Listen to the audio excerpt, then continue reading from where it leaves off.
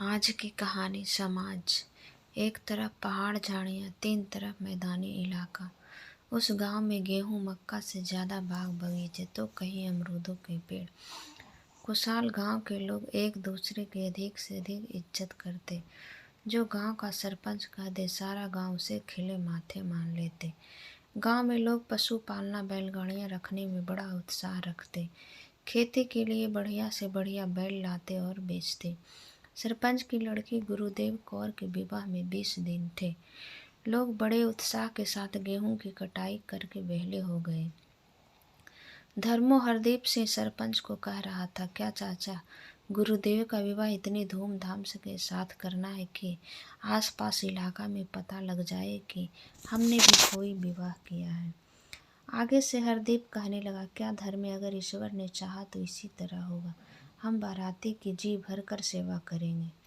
निश्चित समय से बाराती घर है। कुछ बाराती बैलगाड़ियां पर और कुछ पैदल थे। बारात आने की सभी गांव में खुशी के साथ बारातियों को 5 दिनों के लिए बारात को रखा गया। विवाह के रीति रिवाज पूरे कर 5 दिनों के बाद हरदीप ने कहा, बारात कल को प्रातःकाल विदाई कर देंगे। परंतु बारातियों में से एक आवाज़ आई, सुनो, एक बंदा कह रहा था, यार अगर हम पके हुए आम गर्मी के मौसम में आते तो हम आम चूस कर जाते। यह बात हरदीप सिंह ने सुनी। बहुत निर्ममता के साथ कहा, क्या हम बारातियों को 2 महीने और रखेंगे? लड़के के पिता दादा ने बारातियों को पूछा और वह मान गए। उन्हें ने पूरे 2 महीने जी जान के साथ सेवा की। आम पकने शुरू हो गए। गांव के लोग रोज 4-5 को टोकरे भर के बारातियों को दे जाते। महीनों के बीत जाने के बाद दूल्हे और पिता व दादा ने पूछा, हम अब जाना चाहते हैं। हरदीप ने बहुत निर्ममता के साथ गुरुदेव कौर को विदा कर दिया। बारात चलने के बाद हरदीप को याद आया, आगे कच्चा रास्ता है, उन बैलगाड़ियां फंस जाएगी। हरदीप बारात के पीछे रस्सी लेकर चल पड़ा। अभी कुछ दूरी पर जा रहा था कि उनकी बैलगाड़ियां आगे जाकर फंस गई। हरदीप जब थोड़ा सा पास पहुंचने वाला था तो कुछ बाराती गालियां निकाल रहे थे। सालों ने इतने भर कर भेज दिए, सालों को पता था कि फंस जाएगी, एक रस्सी तक नहीं दी। हरदीप यह बात सुनकर बड़ा शर्मिंदा हुआ। अब हरदीप के मन में बहुत तरह के विचार आ रहे थे। कभी तो यह सोचता कि यह कितने घटिया लोग हैं, कभी वह यह भी सोचता कि मुझे इतना कुछ करने के बाद में गालियां ही पड़ी। वह सोचता और मन ही मन बड़बड़ाता कि मेरे घर गुरुदेव न पैदा हुई होती तो मुझे यह कुछ सुनना और देखना ना पड़ता। उस दिन हरदीप ने सारे गांव को इकट्ठा किया और कहने लगा, हम बारातियों की इतनी सेवा की, हमें एक रस्सी के बदले बाराती ने जी भर कर गालियां निकाली। अब सभी ने यह बात सुनकर बड़ा दुख महसूस किया। एक बंदों में से एक ने कहा, लड़कियां ही हमारी बेइज्जती का कारण है। जब भी किसी के घर लड़की पैदा हुई उसे मारकर शमशान में दबाना शुरू करो।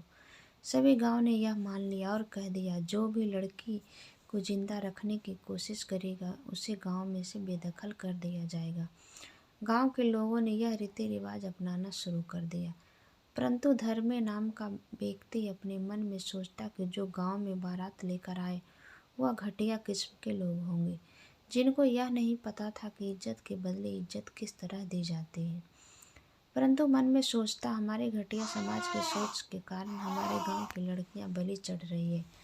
हमारा गांव पहले कितना खुशहाल था, पर मन ही मन वो अपने ख्यालों को दबा लेता। वक्त आया कि धर्मे का भी विवाह हो गया। कुछ समय बाद धर्मे की घरवाली माँ बनने वाली थी।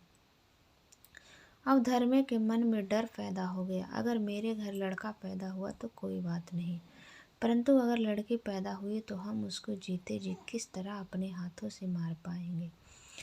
जिंदगी और मौत तो पैदा करने वालों के हाथ में है, हमें किसी को मारने का कोई हक नहीं। अब धर्मे को इस बात की फिक्र दिन रात रहती। दिन आ गया जिस दिन का धर्मे का डर था, उसके घर लड़की पैदा हुई।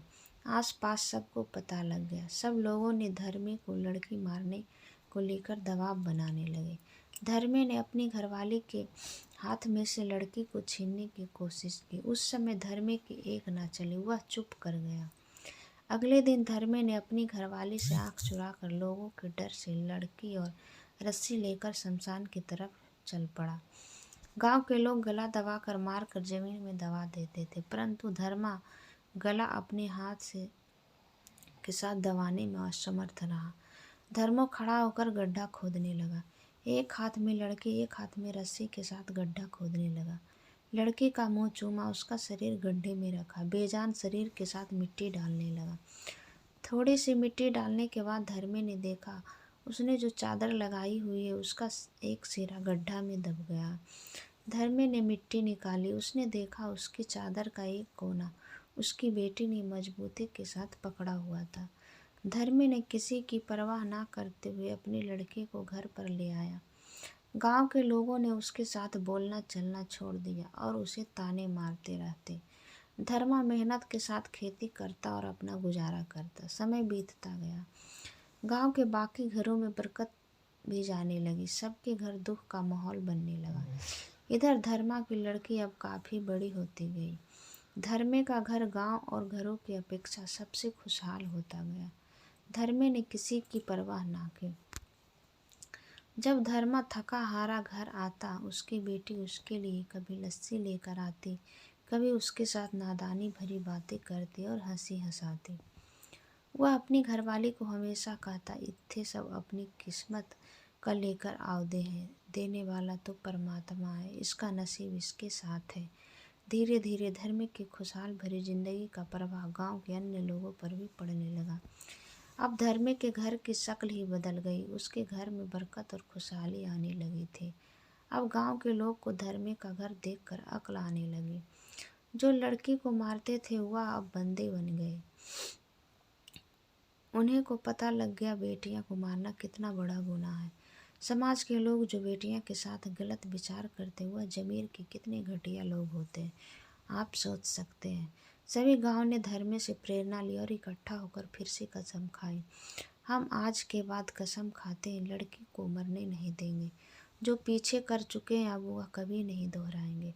गांव के लोग अब लड़के लड़कियों में कोई फर्क नहीं करते। गांव जो उजड़ चुका था अब खुशियों का खेड़ा बनकर सामने आया। लड़कियों के बिना तो समाज का अस्तित्व ही नहीं, क्योंकि समाज का संचालन ही लड़कियां करती हैं। क्या उसके बिना मर्द का कोई वजूद बचेगा? विचारणीय है।